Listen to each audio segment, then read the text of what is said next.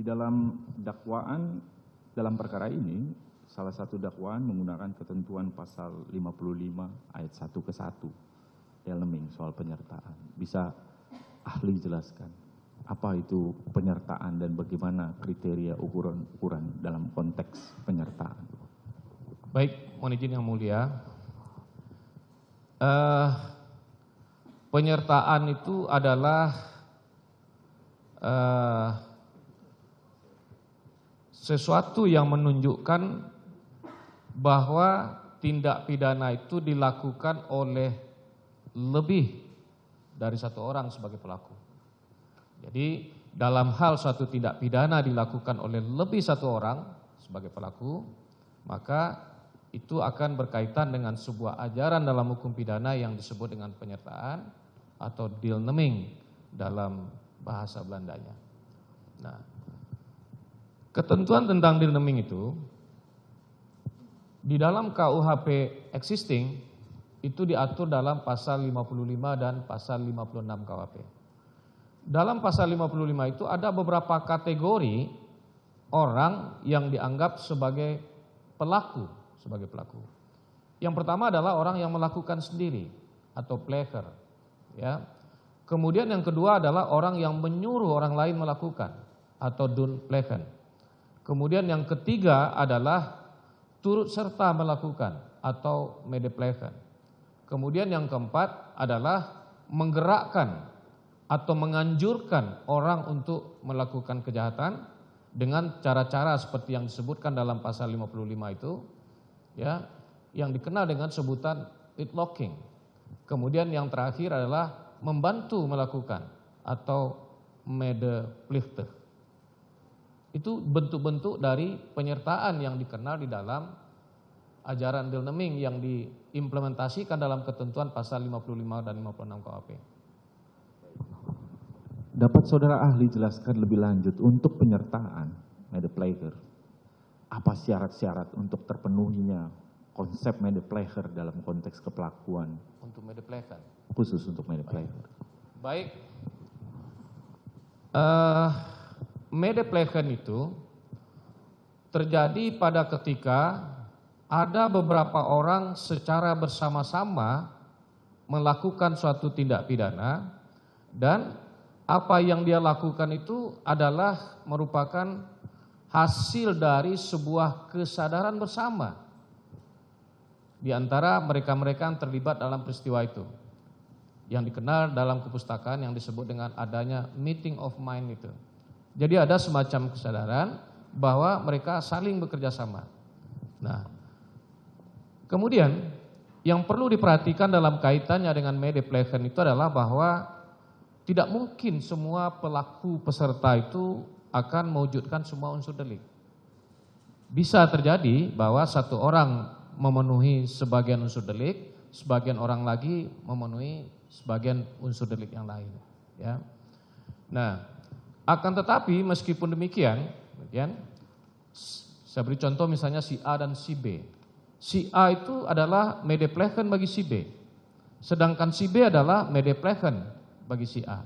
Jadi harus ada semacam kerjasama yang erat dari mereka bahwa mereka tertuju pada suatu titik yang sama, yakni kejahatan yang akan dilakukan itu. Kalau dalam kejahatan pembunuhan, misalnya mereka tertuju kepada hilangnya nyawa orang yang menjadi sasaran meeting of mind dari mereka.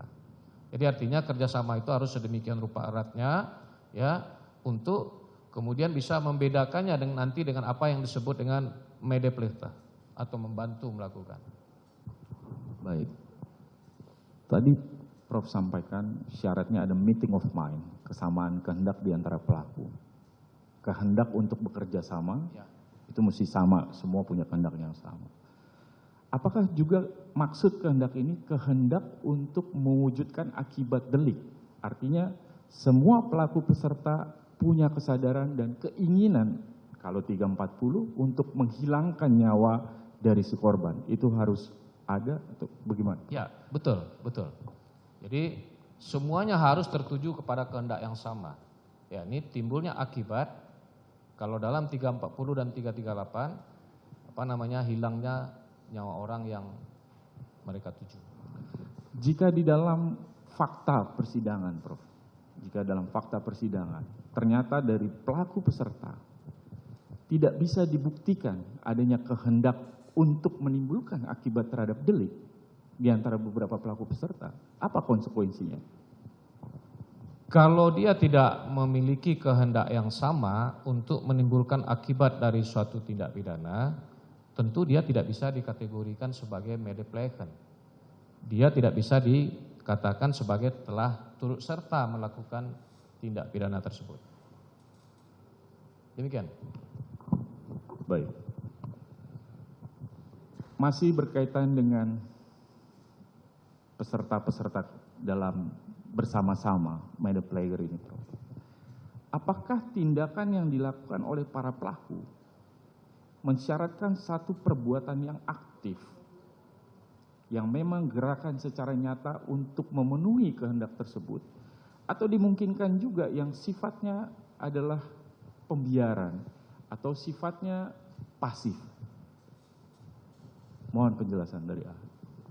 Dalam berbagai literatur yang saya baca, ya, di situ dijelaskan bahwa kerjasama itu harus ditunjukkan dengan adanya kerjasama fisik secara aktif. Berarti, dalam arti kata, masing-masing pihak itu harus berperan secara aktif untuk bisa disebut sebagai turut serta. Apakah memungkinkan juga memasukkan salah satu pelaku sebagai kualifikasi turut serta apabila dia mengetahui peristiwa yang akan terjadi tetapi tidak mengingatkan misalnya atau tidak mencegah pelaku lain melakukan perbuatan tersebut? Apakah itu kemudian bisa dimasukkan juga dalam kualifikasi? Kalau kita bicara dakwaan 340, maka pelaku yang dianggap pelaku yang kemudian tidak mencoba mencegah ini kemudian bisa dijerat juga dengan 338 ini. Baik. Tindak pidana pembunuhan seperti yang diatur dalam 338 dan 340 itu adalah delik komisi. Artinya delik yang baru bisa dikatakan sebagai sebuah delik apabila pelakunya bertindak secara aktif. Sikap tidak melaporkan akan terjadinya suatu tindak pidana pembunuhan, ya, menurut saya tidak bisa dikategorikan sebagai telah melakukan atau turut serta melakukan tindak pidana pembunuhan itu. Kenapa saya berpendapat demikian? Karena yang pertama, hukum pidana kita itu terikat pada azas legalitas. Azas legalitas.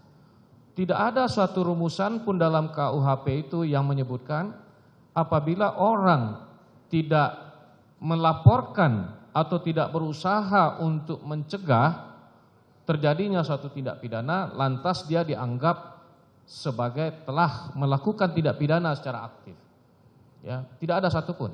Nah, berbeda misalnya di dalam KUHP Jerman. Dalam KUHP Jerman itu dirumuskan dalam pasal 13 KUHP Jerman bahwa orang yang tidak berusaha untuk mencegah terjadinya suatu tindak pidana padahal dia mampu untuk mencegah, maka orang itu dapat dianggap sebagai telah melakukan tindak pidana sama dengan mereka yang melakukan tindak pidana secara aktif. Tapi dalam hukum pidana Indonesia saya tidak menemukan adanya ketentuan yang mengatur seperti itu, bahwa tindakan pasif dengan cara tidak melaporkan atau tidak mencegah itu dianggap sebagai sebuah kejahatan pembunuhan. Saya tidak menemukan.